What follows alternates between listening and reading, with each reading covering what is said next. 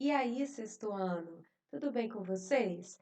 Na nossa aula de robótica dessa semana, nós faremos a resolução dos exercícios da montagem treino-ultrassônica, os exercícios que eu deixei para vocês responderem na semana anterior. Então vamos lá.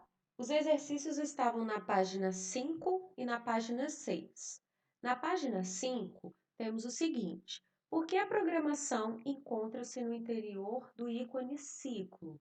Eu disse para vocês que a programação estava toda dentro do ícone ciclo, pois assim é possível fazer com que o sensor ultrassônico permaneça medindo distâncias e enviando dados ao visor da V3. Se a programação não estivesse dentro do ícone ciclo, ele só iria fazer a medição uma vez e iria parar.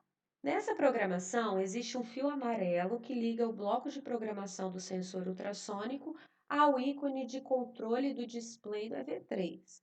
Qual a função desse fio amarelo? O que ele indica? Esse fio amarelo, pessoal, também é chamado de fio de dados. A função dele é transmitir os dados obtidos do sensor ultrassônico para o visor da V3, nessa montagem, né? Ele indica de onde os dados saem e para onde eles vão.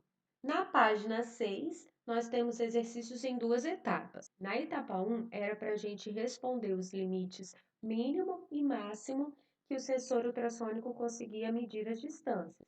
Então, nós vimos que o limite mínimo para a medida de distância do sensor ultrassônico era de 3 centímetros e o máximo de 255 centímetros. Na etapa 2, nós temos alguns tipos de superfície e ele pediu para a gente responder se o sensor ultrassônico conseguia ou não fazer a medição. Numa superfície lisa e plana, sim, o sensor funcionou. Numa superfície áspera, sim, o sensor também funcionou. E numa superfície de lã, não, nós vimos que na superfície de lã o sensor ele ficava emitindo a mesma distância. Então, isso comprovou que ele não estava fazendo medição. O sensor ultrassônico funcionou da mesma forma nos três tipos de superfície? Nós vimos que não. Como vocês explicam este resultado? Não, pois na blusa de lã não foi possível fazer a medida de distância. A lã é uma superfície que absorve os ultrassons, dificultando assim a leitura da distância, já que essa leitura está associada à reflexão das ondas de ultrassom na superfície do objeto. Então, como a lã absorve os ultrassons, ela não emite. Com isso, o sensor ultrassônico ele fica impossibilitado de fazer a medição.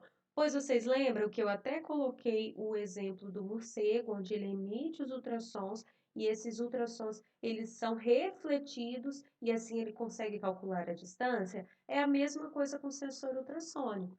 Se não tiver a reflexão ou se a reflexão for feita de forma desordenada, ele não consegue fazer a medição, tá ok? Então, estes foram os exercícios do fascículo. Façam a correção caso vocês tenham errado algum exercício e eu espero vocês na nossa próxima aula com uma nova montagem. Beijos e até lá!